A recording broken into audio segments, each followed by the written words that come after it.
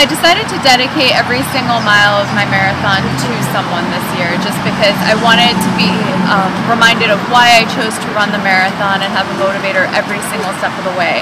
I wouldn't be running this marathon if it wasn't for being under the care of Dr. Estrada. Dr. Estrada discovered a cancerous polyp in my colon in August, and he was able to do a couple procedures and get all the cancerous cells removed in time for me to run the marathon this weekend.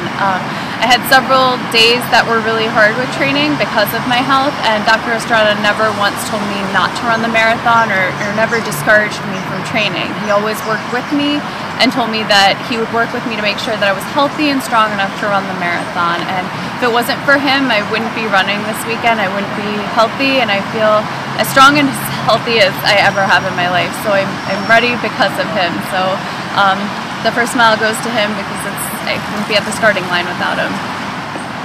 When I was 2 years old, my mom was diagnosed with breast cancer. She was given about 6 weeks to live. She was 36 at the time, very young. And because of that, that put me in a range of being high risk for breast cancer. I have not had genetic testing yet, but it is something that I have played around with.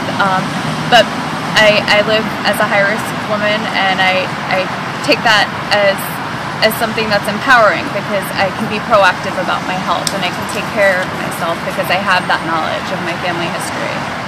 When I first went to Dr. Estrada in the beginning of August, I had persistent GI bleeding. I spoke to him a little bit about my symptoms and what was going on with my health, and he told me that if I was anyone else straight off the street, he would probably see what he could do, try to treat it, but because he knew about my family history of breast cancer, my mother being diagnosed with cancer in her 30s, he said that he recently read some research that showed a strong indication that women that are high risk for breast cancer also have an increased risk of developing colon cancer in their life. Because of that, he didn't want to leave anything to chance, so he decided to do a colonoscopy in which he ended up finding 2 polyps, one of which ended up being cancerous.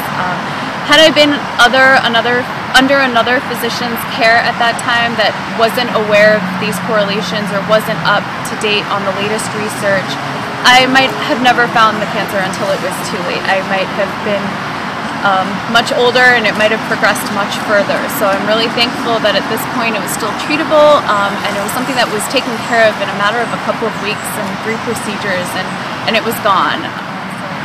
Although I always knew it was high risk for breast cancer, one thing I've learned with this whole experience is that you never know what can happen with your health. You have to stay proactive and take care of yourself. If you ever have any symptoms, it's important to check up on them and follow up with your physician. And colon cancer is one of those things that people don't want to talk about. It's uncomfortable. It's not something that people want to share, but it's important that you get care and that you get taken care of because it can save your life.